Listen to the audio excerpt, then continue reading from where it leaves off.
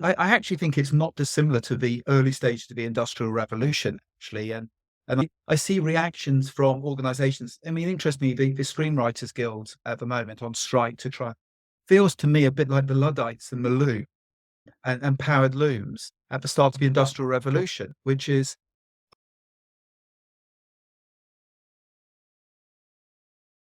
Hey everyone, thank you so much for joining. I'm so glad we have Adrian King here, the CTO of Elements.cloud.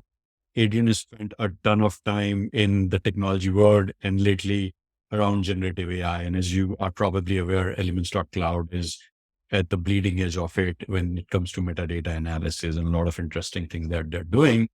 Fortunately, Adrian is also a speaker at Enterprise Dreamin, where he's talking about roadmaps around AI and what kind of futuristic things that technology and thought leaders should be thinking about. So let me turn it over to Adrian and ask him, Adrian, what can our attendees expect from your session, if you can help us understand?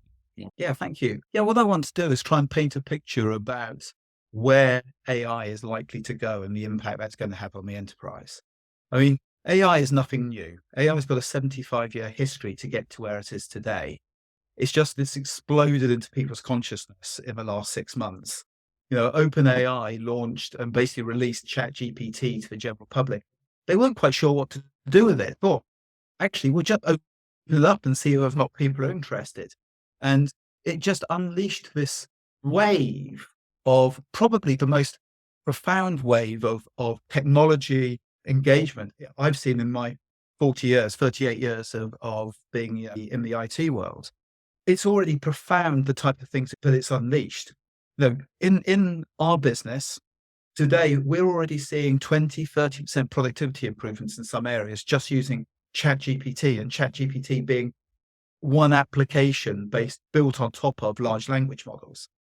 But we're already starting to see many use cases where we can start to build large language model and GPT capability into the way we work. But I think the really, really interesting thing is we've seen nothing yet. The analogy which I like to think of is, the ice hockey one. You shouldn't be skating to where the puck is now. You should be skating to where the puck will be. And where the puck will be with AI is quite profound at the moment in terms of business. And I'm not talking about a decade out. I'm talking 12 months out. The type of things that we're thinking about internally is just the size of the context when you are interacting with the language models. And what I mean by that is, I'm sure anybody who's dealt with ChatGPT knows that you can write your chat and over time, backwards and forwards, but there's actually a limit to how much information that you can put into the prompt. And it depends on the language model. ChatGPT originally was 4,000 tokens, with 3.5 was 4,000 tokens, which is about 12,000 characters. And with GPT-4, it went to 8,000 tokens, or if you're willing to pay a lot of money, 32,000. And these type of things actually are profound in terms of the way you interact.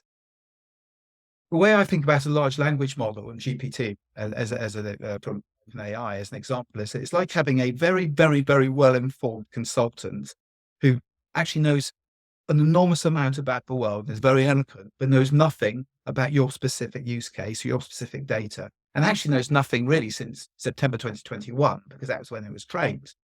So when you're interacting with it, it knows this big corpus of information, and the context is the specific information that you're adding to that knowledge. And if you've got a problem around company data that you want to interact with, you're very limited about how much data you can give. So thinking about where the puck's going to be, it's already gone from 2K tokens to 32K tokens. And actually the Claude 2 model that is available, and actually it's one of the ones which AWS is going to be launching with their Bedrock product, can take 100,000 tokens, which is about 300,000 characters. Well, 300,000 characters is now quite a lot of information you can give it. But I was reading an academic paper a couple of weeks ago where they're talking about a billion token context. Now, a billion token context is as a well-read individual, I'm likely to read a billion words in my lifetime. So actually, the context I can give would be everything I would read in my lifetime can be the context I can put into the prompt. I don't even know what that means in terms of the use cases and the opportunities. But I do know that if we're not thinking about it as enterprise technology leaders, we are going to fall behind the competitors who will be thinking about this. So anyhow, I think, drawing on my session, I just want to lay out a bit more about what the implications of this, the types of use cases that are emerging, the types of things that we're seeing genuinely adding productivity. But I also want to be thinking about I want to be thinking about where the puck's likely to be and the types of use cases that we should be thinking about, we should be starting to think about. And I'm not talking about where the puck's going to be in a decade or 2 decades. I'm talking about where it's going to be in 12 months' time or 18 months' time, because the level of investment that's going on is so big at the moment, and there's so much pressure to do stuff that we're seeing transformational changes in the technology right at the moment. Absolutely. And I'm so glad you mentioned this because this session is particularly really two components. One is a lot of stuff that you're talking about on the what's the advancement, what's happening on the technology front. And the other aspect of this is how do you deliver on those, which is where I think Anand comes in. Anand is the CTO at Talks, and he and I are going to talk a little bit about how do you build a roadmap? What kind of compelling business use cases do you look at? What are the kind of technology choices do you make when you talk about this, like a zero shot learning versus a fine-tuned many shot learning model, and the kind of, the pros and cons, the considerations for making choices one versus the other. And I think what you mentioned is so profound, particularly for technologists. Like everybody's scampering to keep up with this AI wave and how fast it's evolving. Literally every morning I read news and I feel like I'm less informed about AI. Great comment, which is over the last few months, as I've peeled back the onion, and I've spent probably like yourself, a lot of time just reading up, and it's felt like hours a day. It felt like the more I had read, the less I knew.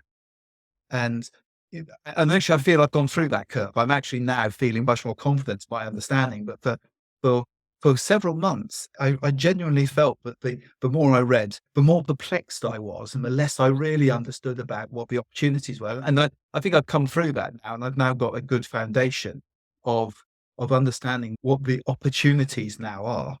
But you're right. I mean, I went on vacation for 2 weeks, and I really decided to have a break. And I came back and it was like, oh my goodness, I wonder how far the world has moved in 2 weeks. And actually, quite a lot had happened in that time. And if you're not on top of this the whole time, it is moving at a frightening rate right at the moment. And as I say, building on 75 years of knowledge, suddenly you've parachuted in hundreds of thousands of smart technologists to start to think how to exploit this. And amazing things are starting to happen, underpinned by things like organizations like Salesforce, who've actually been thinking about AI for many, many years. And actually around things like generative AI, they didn't come into this when ChatGPT hit the world. They've been working on this for a long period of time beforehand to understand the power of starting to use this in enterprise solutions like, the service GPT, sales GPT, all the different particular use cases which they're delivering is, there's been significant long-term investment from organizations like Salesforce to exploit the technology. Absolutely. Absolutely. I think it's such a fascinating area. And I think anybody, if you're a thinker in an organization on technology, if you're an architect, if you're a VP in IT or in the business side, and you're thinking about how do we really leverage it? Like on the hyper side, I think this is really a once in a lifetime opportunity of the amount of disruption it's going to bring and the sheer amount of innovation that we can drive out of this very, very incredible area. When I first came into hype around it, I did think there was a lot of hype, and there is some hype around it, but it is genuinely profoundly changing at the moment.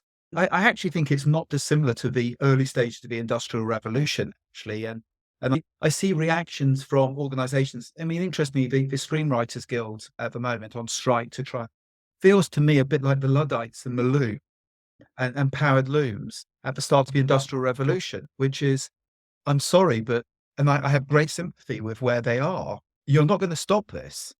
And the very early on, I can't remember who it was, said, AI won't take your job. Somebody who knows how to use AI well will take your job. And that was actually the advice I gave my son, who's currently just finishing college at the moment, was that you need to understand how this technology can be used and become very, very good at understanding the use cases. If you don't, he's he's majoring in economics. And I said, if you don't, you're going to end up steamrolled by people who know how to use this right at the moment. And I think it's why it's incumbent on all of us as technology leaders to really understand the opportunity here and not be steamrolled by it. Absolutely. It's like knowing how to use the internet, right? Knowing how to use Google search in the very early days of when Google came. And I think you're correct. Like anybody who's not looking at it in terms of how do I leverage this? How do I get good at it? How do I harness the power of it? They will be at a competitive disadvantage. Organizations, industries, us as individuals. Great. Absolutely. Awesome. Well, I'm really looking forward to this very interesting and intriguing session, Adrian, with you and Anand. And I am sure so are others. Thank you so much for taking the time to share your expertise and experience with everyone. It's a pleasure.